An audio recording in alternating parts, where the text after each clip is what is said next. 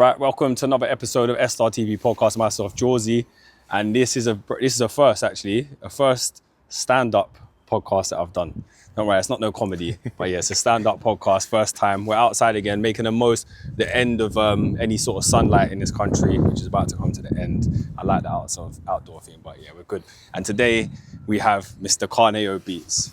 What's going on, bro? You good? Nice to have me, man. My brother, thanks. Nice. Invited us into sunny Croydon today. So I'm happy to be here. Lovely views as well. Crystal Palace in the background. Ain't too bad. Yeah, man. Thanks for having me. Right. We can't start anywhere else apart from the latest single that's just come out. Okay. With straight in, yeah? We have to. Where else can we start? It's the most relevant thing right now, yeah. Especially in terms of your career currently. So Ibiza Final Boss, man. Let's talk about it.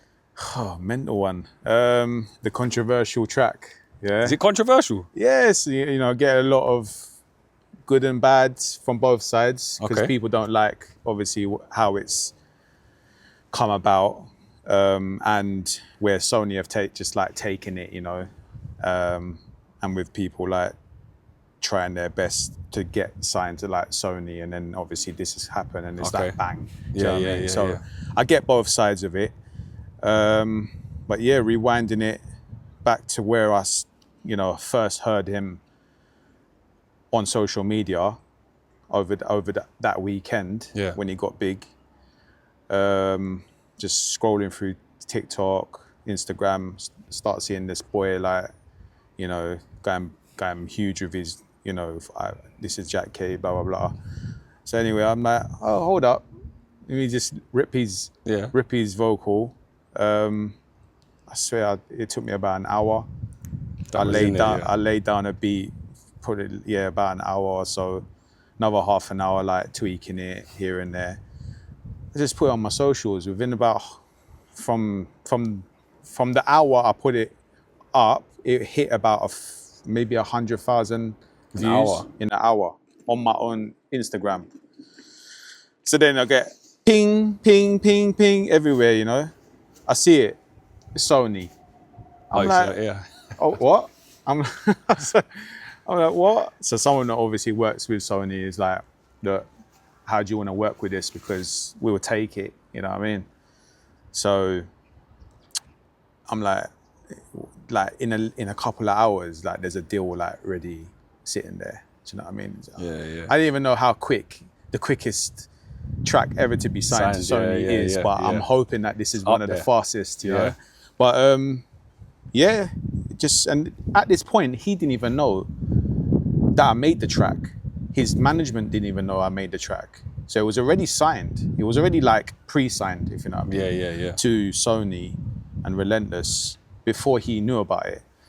So, yeah, and then obviously people started getting in touch and so forth, and then ITV get in contact. I'm just like, my inbox is like full of like journalists and you know, people from the proper media side, you know, like commercial world, commercial stuff, TV and all that, radio.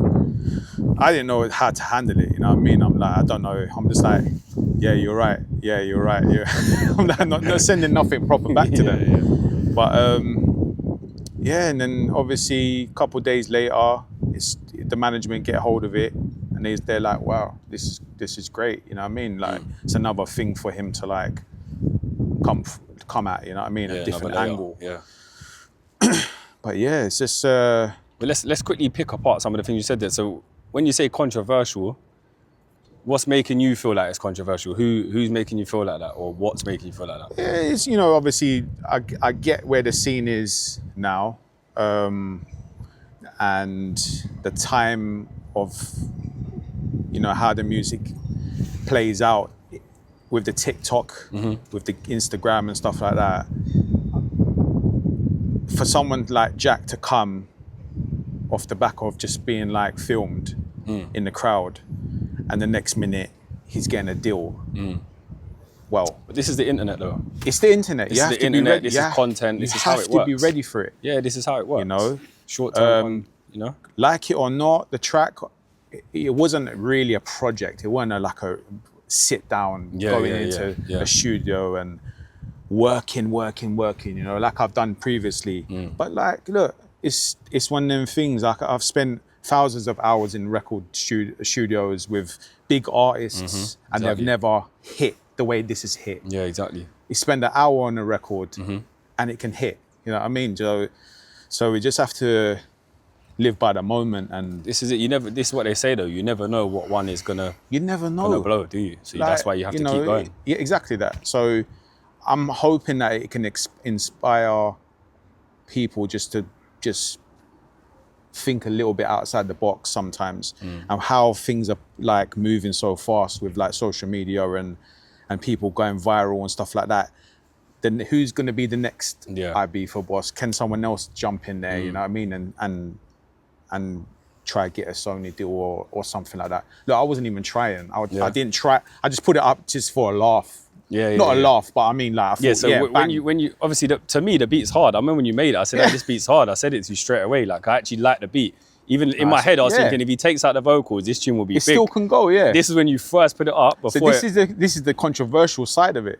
So people were like, you know how many people was like, oh yeah, you know, that would be sick with blah, blah, blah on it, or that person on it, or this MC, or, you know, it can go different ways, you know what I mean? But because I think it was Jack K's voice, and obviously, he's not known to be in music in that way, and next minute he's getting a Sony deal. I get where a lot of the industry who moaned about it were like, oh, you know, it's not fair that we have to. So when you say industry, like, do you mean like producers? Do you mean producers, DJs, vocalists, like what? DJs on Radio 1. What was there like segments where they're complaining on air as well? Via the Instagram posts. Okay. A few people came into my DMs just to say like, obviously they say congratulations, but it's just like you could just see that it weren't authentic. Do you know what I mean? I've been trying hard, but I'm like, do you know how long I've been? So have you? Do you know how long I've been doing music for? Since 2002. My first ever record was with Damage. Okay. In 2002, when there was no social media. You look like you could be in Damage though. So it was like, I was making records where people had to queue up outside our price to get a CD. There was no internet. You know what I mean? So, like, all right, if you're not happy for Jack K for getting the deal, then can you at least like give me a little bit of something? Do you know what I mean? I don't ask for who much. are they hating on really, or who are they angry at? They're angry at Jack K or you or some people are project. And it was funny, like a lot of people that seemed a bit, I don't know, a bit offish were the ones that I helped throughout the scene. That was going to be later on in my questions. Yeah, we can cover that. Which is funny, but look, this is the industry, and I don't ever think everything's going to be 100 all the time. We're buddies. Do you know what I mean? We're music buddies. We're not like mates. Yeah, like and that. it is slightly a competitive sport as well. Exactly. You know, so. But yeah, it's caused a lot of. When you made it, was you just thinking, it's a throwaway tune? Once you added on the sample, all of that, and then put it out, did you think, a couple people might download it? Exactly, yeah. Like, look, I thought at the time, I can chuck it out to a couple of DJs, because he's hot right now. Yeah. Maybe they might play in their set, like over the weekend or the week or whatever, you know? And then people might hear it in Ibiza and go, oh my God, that's the guy that was on social media. But that's all it was for, just for fun. Yeah. So before we mention the next signing, for what you got coming next, when something like this happens, because this is where we're going to school some people or educate some people right now, when something like this happens, is it like, okay, cool, I've got this moment, what do I do with it? Because some people might just enjoy that moment with that tune and then just try and make the most of just that tune. Where's your head at? Is it like, right, cool, I've got the eyes on me, or I've got labels talking to me? Did it make you work extra hard in the studio, or what was the impact it had on you? The thing is, I've been sitting on a few bits for last few months anyway. So just me like trying to like now, as there's eyes, just feeding the public with like a few tracks here and there.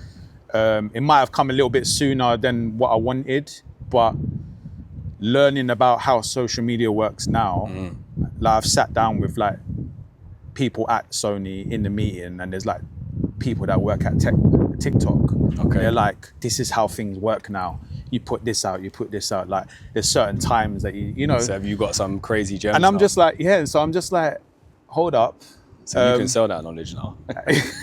Start your own seminars. Exactly. Yeah. So it's just learning all the time, and that's why I try to like make people think like I've been in it for a long time and I'm still learning. 100%. You know, and music just keeps the goalpost just keeps moving, moving, and you just gotta keep scoring. You know what I mean? This is what I mean. That's what I'm about to say. It feels like you've scored this moment, and then like you said, the goalpost gonna move. So can you then move with the goalpost? And it's interesting. It's I just hope that anyone can take that what I did with Final Boss guy, and then try to do it themselves. Do you know what I mean? But what people don't need is the negativity that goes with it, because the times are changing. Of course, you know, and if you can imagine, there's DJs that only play on vinyl till today. Swear by it, What does that mean?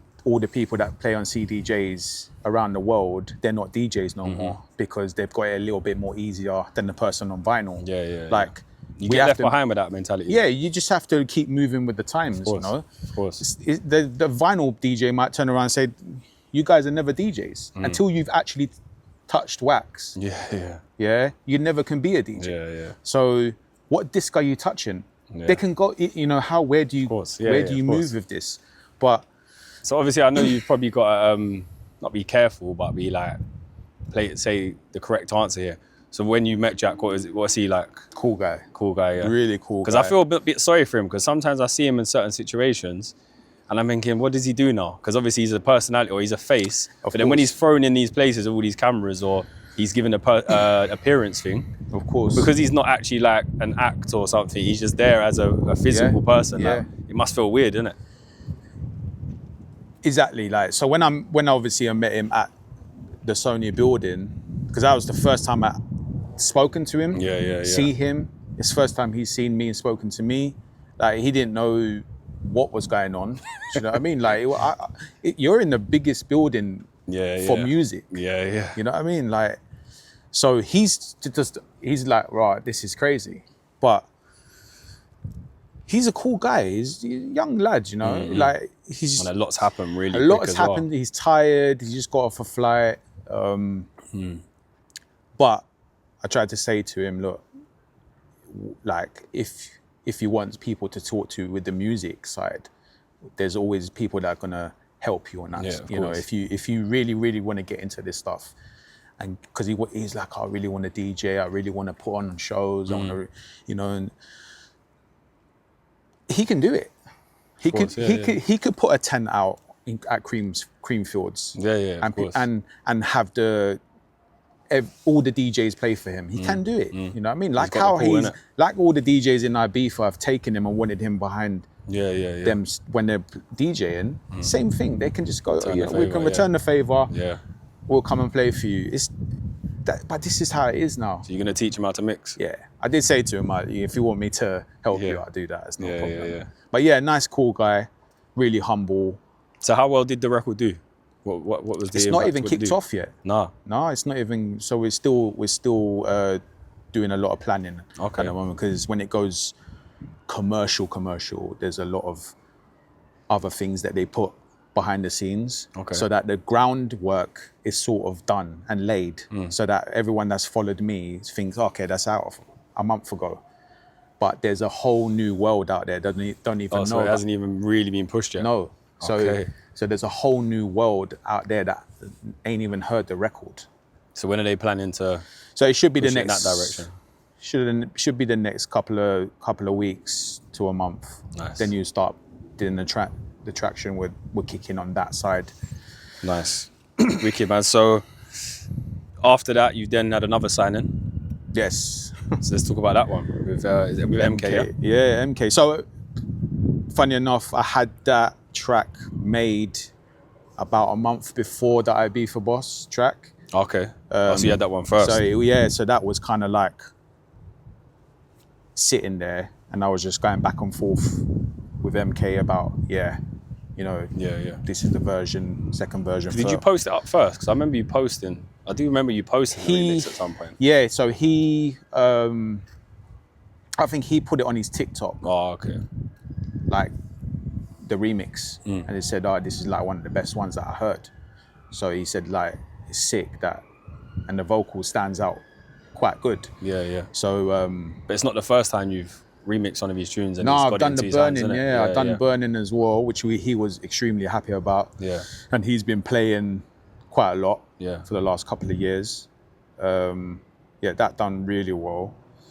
But yeah, then the Dior's come, and yeah, that's obviously another Sony Another one, deal Sony. Wicked. with Sony. So what's in the pipeline for that one? When's that landing? So that's out on it's Spotify out, yeah. now. Okay. I haven't seen if there's the actual tracks on Track Source and Okay, yeah. Beatport and all that. Yeah. I haven't checked that. So yet. 2 signings to Sony in 1 month. It was a week. A week. Yeah, so I had 2 deals like I done the Ibiza Boss, and about 3 days later I signed the other one. Yeah, yeah. So it was a bit mad. That's crazy. So how are you gonna follow that up? I got a now. I'm in the middle of doing my like a proper single, Okay. but I'm gonna take it a little bit back to my roots. How are you gonna do that? Because obviously I know your sound from your roots, but in terms of staying on like something that can break the commercial side, how are you gonna stick to your roots and break into the commercial side as well? Considering you got them eyes on you, and labels. So, yeah, good question. I'll get a vocalist that will be strong enough to go commercial, but my tracks will always be like just sitting under it, heavy enough to carry a crowd. But then I would try to do a mix that's more commercialized, that I can just, it can't be too hard for radio. But saying that, Ibiza Boss track is quite bassy. Do you know what I mean? Yeah, and they were just like, yeah, sick. Yeah, Even they was whacking it in at the Sony building. Like when we was walking through, they had it all blaring in the speakers. Like a WWE yeah, walkout. it was you're absolutely walking out to your crazy. theme tune. It's absolutely crazy. So I don't know. I think before I used to think about it a lot more, and be worried about tracks not making it through. But I think the Ibiza track, it's kind of taught me a little bit more about how music can go now. Yeah. I don't think people care that much if it's, too hard or too soft or, got no vocals in it, some vocals in it. So, yeah, I'm just gonna try to bring back what I'm good at with sound, that my sound wise, and then incorporate it to be a little bit commercial.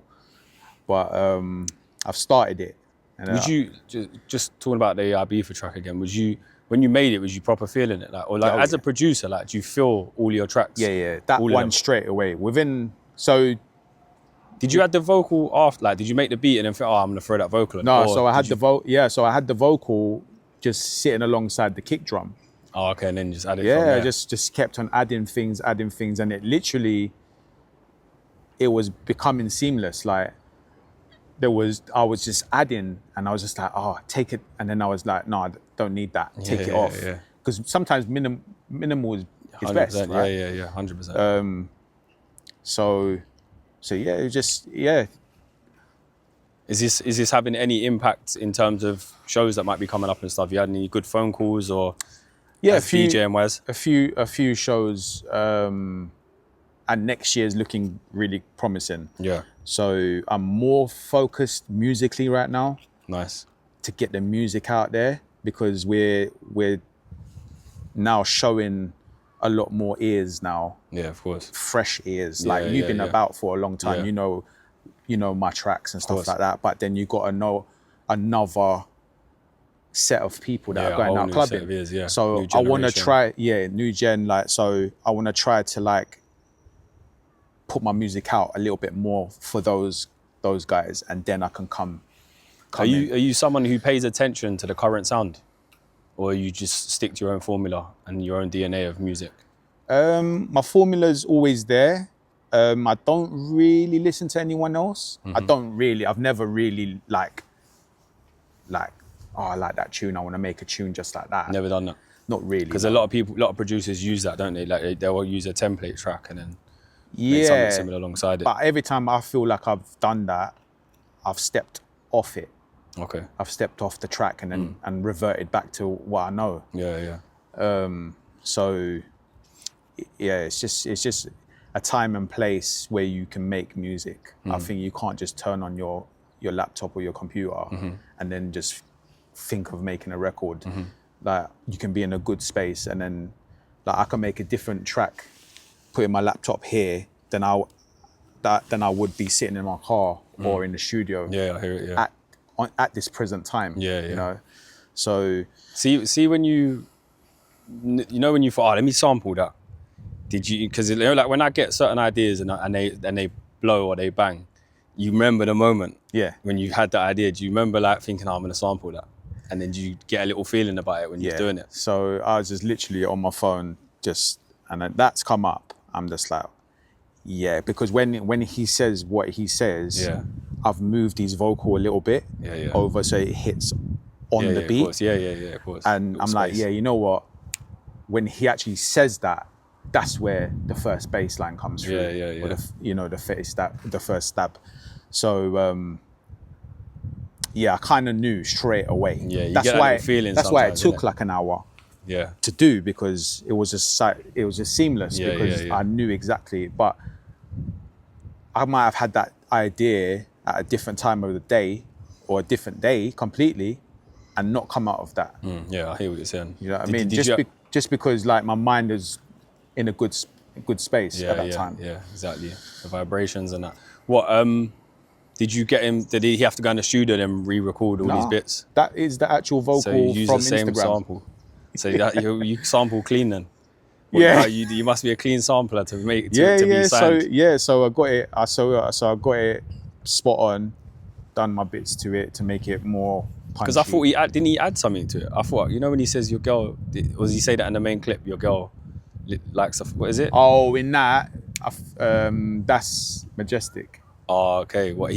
Majestic says Majestic goes over the top of that. He's just, because obviously Majestic is dealing with Sony. So he's like, look, how do we get, because it's all TikTok based now. Yeah, of course. So how do we get people? What does he say? Your girlfriend listen? Your girlfriend listened to Ibiza Final Boss. Yeah. So that's not him. That's Majestic. Yeah. So, but we're now gonna get him in the studio to do a whole new verse. Yeah. So that for what though? For the track. Oh, okay. So there's gonna be another version. Yeah. So there's gonna be more snippets of him throughout the track. Yeah. And then there's gonna be other remixes as well. So it is still in the works then, really, like you said then. Because before, like, you know, when me and Deneo did Gone in the Morning, it was a whole different, you know, the structure was the process and structure was completely different. Yeah. You couldn't put a record out there and it's been promoted already. Like people want exclusive straight away. because that's where it feels. It feels like, okay, you had it's out. Like the promo's done and the record's out. That's what it feels like. Yeah. So I'm in my head, I'm thinking that. I'm thinking, oh, it's done, it's out there. You know? But when I'm sitting down with these guys, they're just like, no, this is how it works now. We make it available for everyone, because they want it, like when people hear it, they want to hear it now. Yeah. They hear it over there, but where's that tune gone? Yeah. They want to go on their phone straight away and get the tune out. Yeah. So it's a different world. Whereas before it weren't like that. It was like, oh my God, I can't wait to the 29th of whatever. It's coming out. It's coming out. So then I'm not understanding then how the longevity of it then happens, because obviously it's out, but now you're going to add more to it. So what would be the next stage? So the next stage, obviously, radio plays, possibly. So it's on radio, no? Yeah, it has, but it's not playlisted. Okay. So we need. So next is to get it playlisted. We get it playlisted. So there's still a few levels to go up. That's mad. And then obviously pitch it to other countries as well. Just like how is it the Gangnam Style? The guy. Yeah, it started over there. It started there long before it came over. Started to come over here, and then it got here. You know, and then it's on our TVs, then it's on our radio, it's everywhere. Has it even had a proper video and stuff like that? No, so that's the next stage. Yeah, see. So we got all that to come. We got obviously with with Sony's purse Yeah. remixes. Yeah, You know what I mean? So Any exclusive remixes that you can tell? Who's remixing it? not at the moment. I haven't got any idea of who but they're obviously going to look at who's affiliated with him now. Do you know what I mean? So Nice. I would assume they would all jump at the chance. Yeah, nice. Just quickly going back on, obviously you said you made it in 60 minutes. I remember you wrote a post saying 80 minutes track done. You also made House quickly as well, innit? Yeah. How quickly did you make that one? I think that was about 30 minutes. 30 minutes. So you've managed to make these. And my name was probably about an hour as well. No, my name 45 as well. to an hour. So would you say you make your better tracks quicker? The longer you spend on one? It seems that way. Like I'm coming to a conclusion with me where the quicker I work, the bigger the impact is. Yeah. It's mad. I've sat with, except for obviously Gone in the Morning, we spent a lot of weeks on that before it came out, back and forth. But you and Daneo. Yeah. But apart from that, I think the biggest ones have been the quickest made, which is very weird. So when it comes to a short track, or say a track that you finish quick, when do you know it's finished? I never do, but I never prod it. I don't like to prod a track. If I feel like it's good at that time, I don't like to go back to it and revisit it, because then I'll start changing stuff. Yeah, because I think that's what a lot of producers do. Yeah, so if I get to like a 95% or 90%, I feel like that's cool. Don't play around with it too much. I feel like that's very important. I feel like, because a lot of people are looking for perfection. Yeah. And I feel like once you let that go, your output will be better. Yeah, I think you just got to relax with music. It's what you're listening to in your head. Just put it out onto your DAW. You keep revisiting it. I don't think it really works. I think because like I said, every day is different. Your feelings are always different. And even the space that you're using. Like I said here, like if I wanted to make a beat here, it'd be very different to me making a beat over there. Yeah, of course. Like, so if I could revisit another day, I might not like it at all. But you might have listened to that and thought, that's a banger. Yeah, because again, so next, someone else might like what you might not think is amazing. So this is why it's important to put stuff out, right? There's a lot of tracks that I don't like, that I've made, and I've never played them, but people go bonkers over because they're playing. Oh, you mean like you don't play them in I don't play them because, and I'm like, whose track is that? And I'm like, no, that's my track. I'm like, I've never played this before. Yeah. You know, but it's going mad, and people going, you know, they're going nuts in the clubs. So it's, you never know. I think you can't be the last person to say that's a banger. Do you know what I mean? Like, I think just let people listen to it. Don't be scared. Put your music out there. Yeah. So my next point was going to be like, what is your advice for producers? Because literally that. Don't be scared. Put your music out there. You never know what's going to come from a little moment. Even in the beat, like there might be something so amazing in that track, and then someone come hit you up. You know, that little part. Yeah. Is there any chance we can do something with it? You know, of course. Like you just a singer might come in, a record label might come in and go, you know what, we think that this sounds really good, but if we just minus everything else, can we just use that? I think just don't be afraid, and don't try to please the industry, because the industry are not the ones paying you. The public are. The public are the ones paying their hard-earned money to go and purchase your thing or stream your thing. You know what I mean? The DJs get it for free. Do you know what I mean? Yeah, of course. They're getting it for free. All right, they're promoting it, but they're promoting it for a reason. So you're making music for a reason, to get your music out there, get people listening to you. Yeah, of course. And then in the long run, you know, you'll be looked after. So, yeah. So as a brand, moving away from that now, as a brand, what would you say Carneo Beats represents? Like, how would you sell yourself to someone who's just locking into you now? They come across you on Ibiza's Final Boss track. So and now you're in front of them. What is Carneo? Who is Carneo Beats? Carneo Beats, raw, on the spot music. How I feel at that moment is how that track's gonna come out. If I feel like it needs a ballad vocal on it, you know, that's how I feel at that moment. So just with me and the branding side with Carneo Beats, I'm just not afraid. I'm just not afraid to take any chances. I don't look at the industry and think, am I gonna get applause over there? I just do it. Do you know what I mean? So, because I do look at you like as if someone who could be a brand. Like I feel like you could have a full body of work, like an album, and have singers on there, have some co-producers that is on there, literally things my like that. next step, because I've always wanted to do an album. Yeah. I was halfway through an album in 2014. Okay. I scrapped it.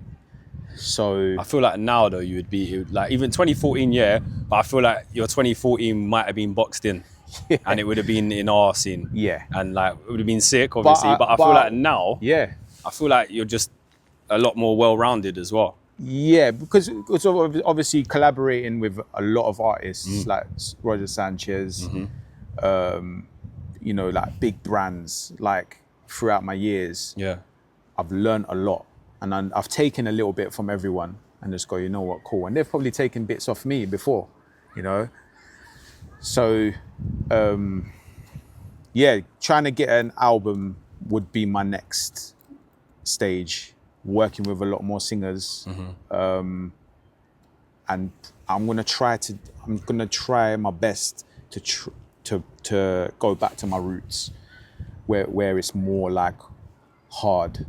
But when you say back to your roots, you mean just the sound or career-wise, like because I think sound. 'Cause I think career. No one has the power to say I'm going over there or I'm going over there. You just will end up going. You know what I mean? So I just don't see why like you couldn't like release singles and they chart and stuff now, because you're in these rooms as well.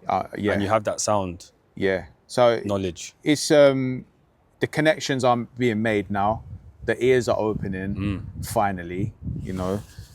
I mean, not finally as in, you know, our scene, the London and the UK, that was cool, but I want to try to expand a bit. I've always said that. I've always tried to build bridges.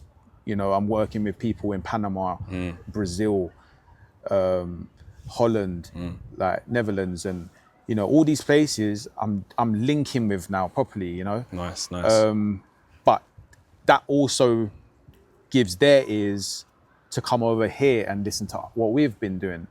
Like a lot of our tracks now that we was playing in the clubs like 2012, 2013, they're brand new to these kids that are out there dancing and in these raves and festivals and that. It's brand new to them.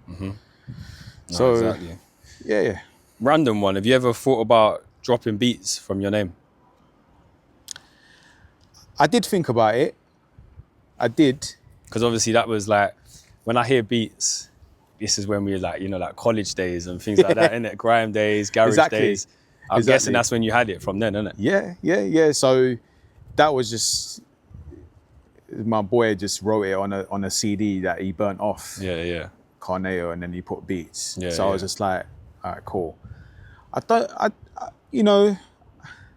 don't think it really matters anymore. Okay. It might have done in the earlier days, because they obviously might have associated it to like hip hop and rap and stuff like that, Swiss beats and stuff like that. Yeah.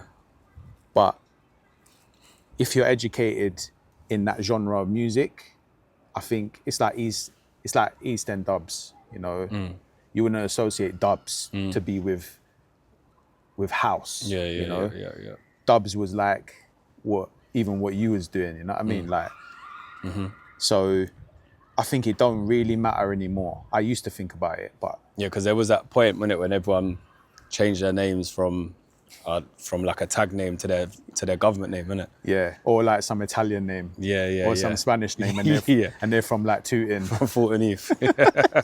No, it's true. No, just because I remember thinking about that before. I was thinking if he just went to Carneo, the commercial thing, I don't know, it might be even more appealing, isn't it? Like, but branding wise. Yeah, I've done both. I've set up both. Okay. On Beatport as well, just using Carneo. Oh, is it like an alias sort of thing, or Yeah, just Carneo, just literally. what, with a different sound, or is it similar sound? No, same sound. I just literally was gonna just trial it in that way, just to see, But then I spoke to a few big heads, and they was just like, you know what? I don't think you need it. Fair. But if it gets to a part where branding would like to get involved and move things along, because I do everything myself. Yeah. Manage myself, do my shows myself. So you're not one of those guys who's like, oh yeah, contact my manager, and really No, it's a it's fake email. everything Now is- we know when it's a fake email and it's them on the email. Yeah, Yeah, contact my agent and it's them. So they can put the price up. for the last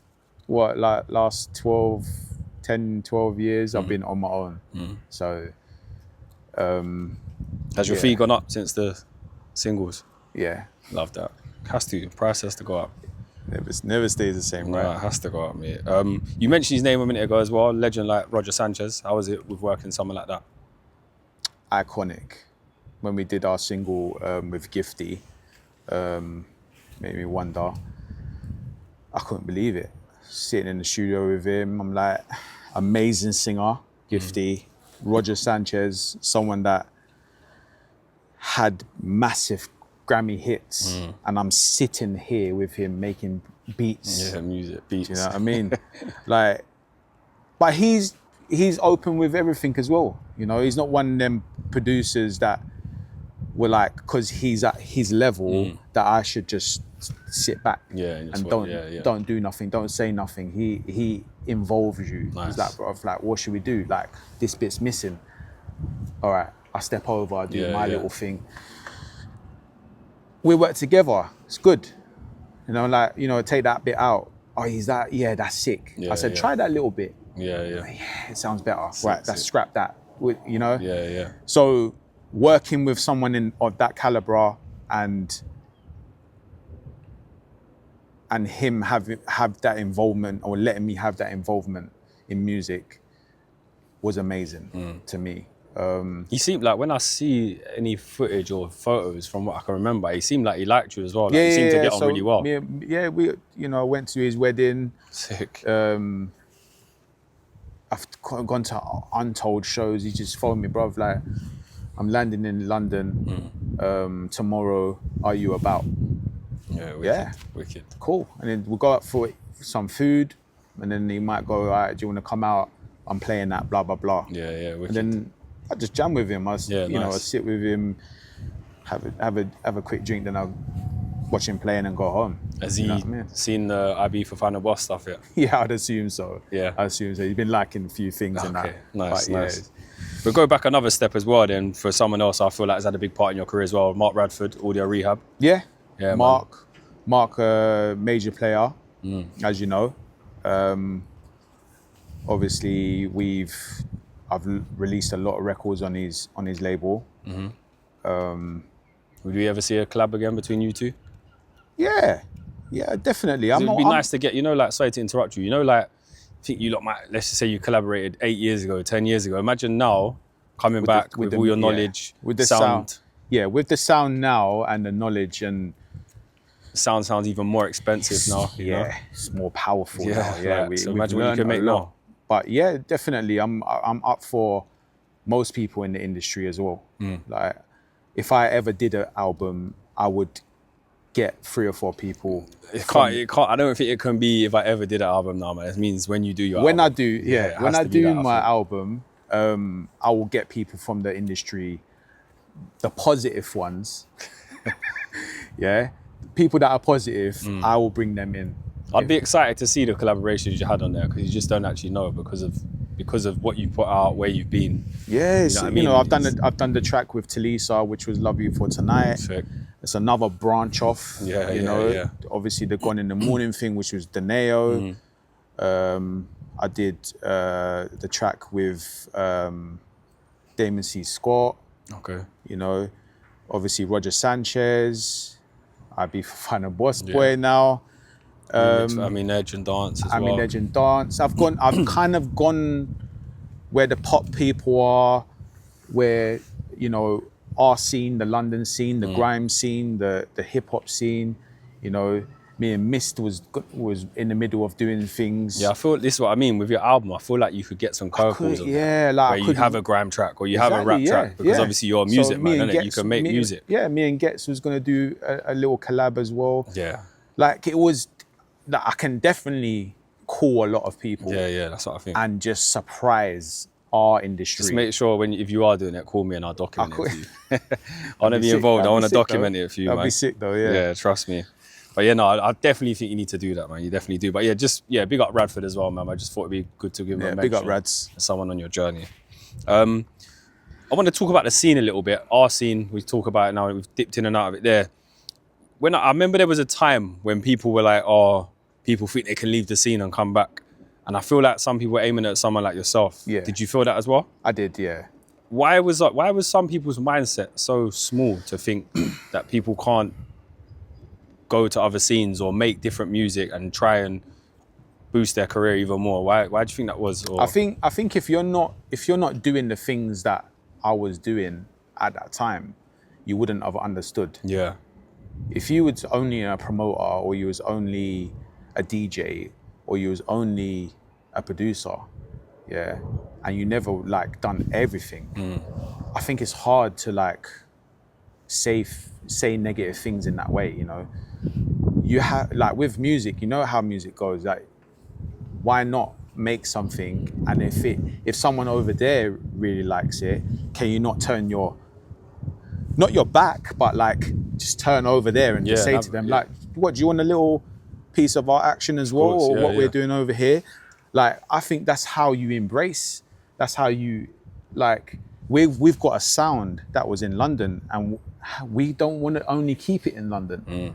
Let's try to bring it across. Let's work with other people. That's why I worked with like Roger Sanchez and stuff like that. Yeah. He's very Europe, you know, his music, but and Latin and stuff. But why he thought, you know what, let me work with this guy because I like his sound. Yeah, exactly. You know, so why not work with other people? Why not do stuff that is out of your comfort zone? You know. Do you think the older we get and the more experience we get, people are more open to that, rather than having that trap mindset? I think so. Yeah.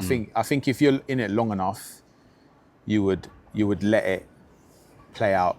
I think you'd be like, you know what, cool, let him do his thing. You know, the rappers do it. All people in music do stuff like that. You know, I think it's only fair as well, like to just allow people to do and dip their toes in other avenues, just to see, because it might open your eyes and think, you know what, right, something's working over there. If you're a promoter, something's working over there. I've got all this bag of skills, and you know, this team behind me, he's gone over there and done blah blah blah. We can bring this whole team over there. Yeah. But if you haven't got people that want to work together and want to always try to bring people down because they've never made it in that spot before, that's how their mind's gonna stay. They're gonna stay like that. Yeah, I feel like there was a lot of that. It was, a few years back. It was all negative, you know. That's why I kind of like stepped a little bit away from it, because it kind of like clouds your judgment, you know. And I don't think it's fair to like keep being negative to people. You know what I mean? Like, I'll tell you what I'd like to see more of. Like, it's kind of like what we're saying there, but like scenes crossing over, like producers. You know, like let's say your Fuse lot, Rossi and all them boys. Yeah.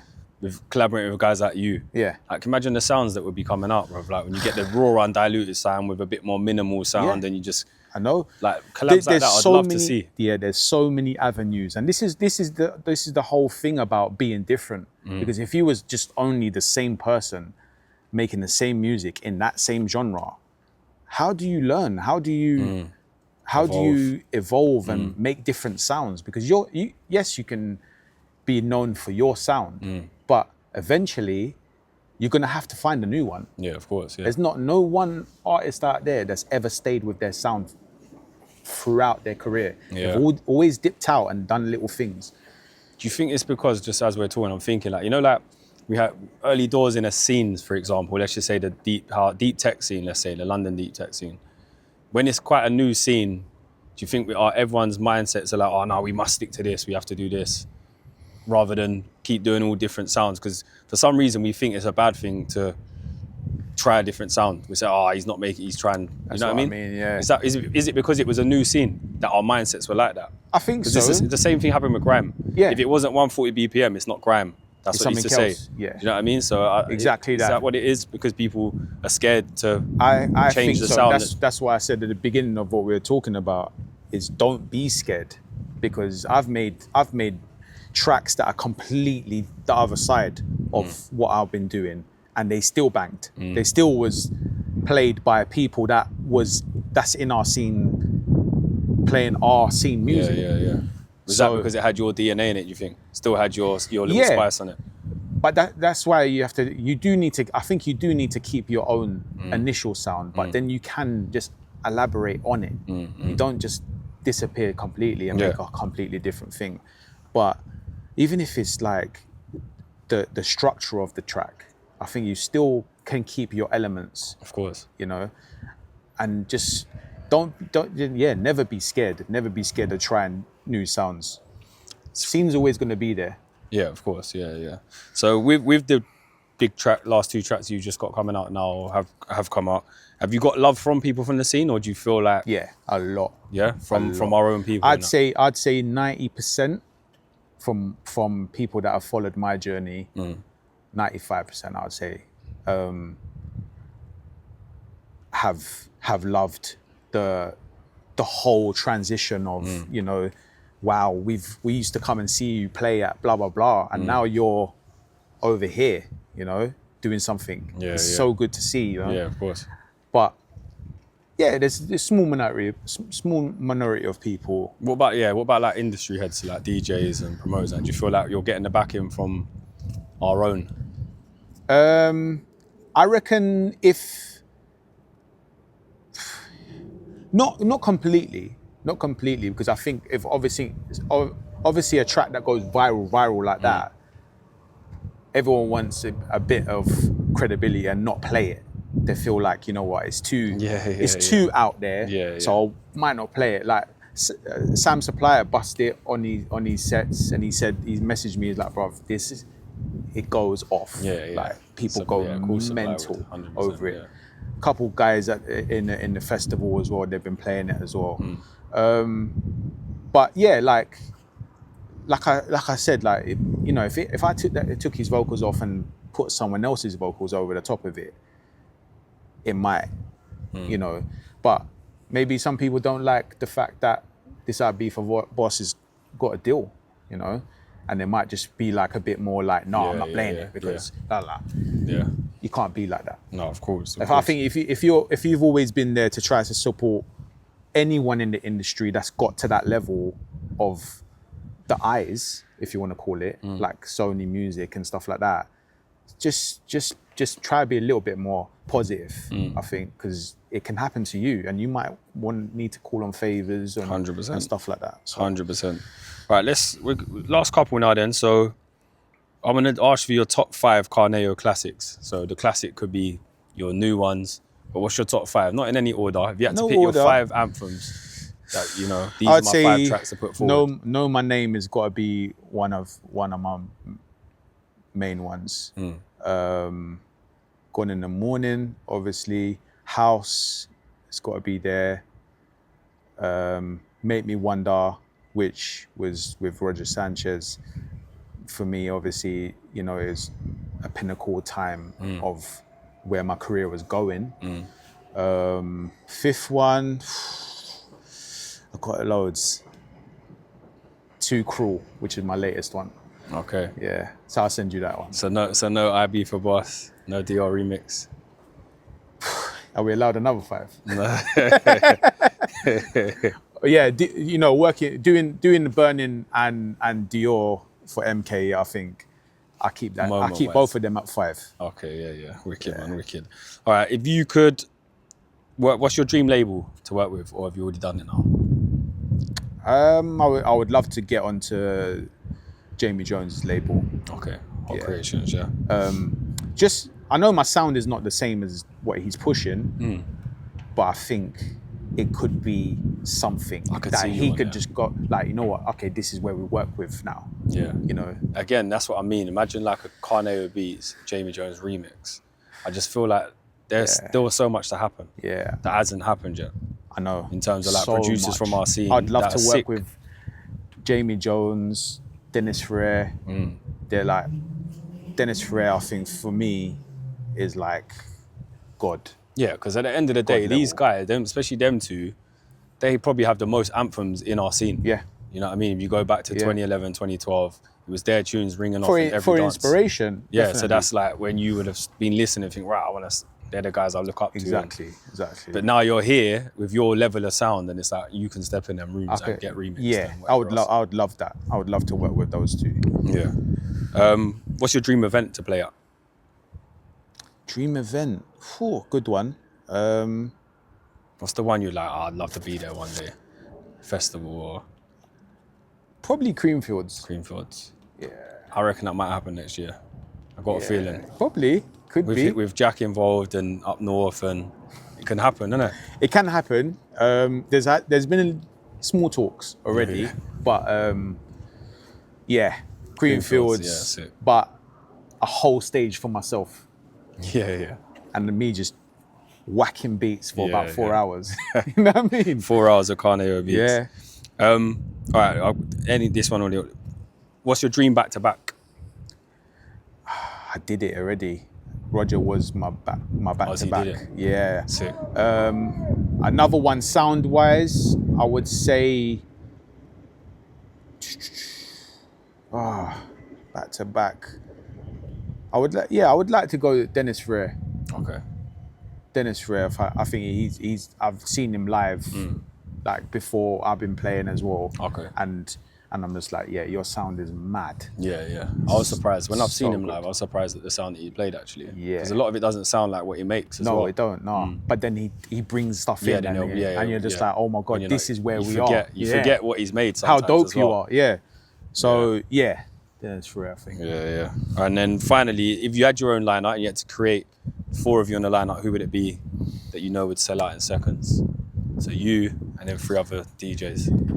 Me, East End Dubs,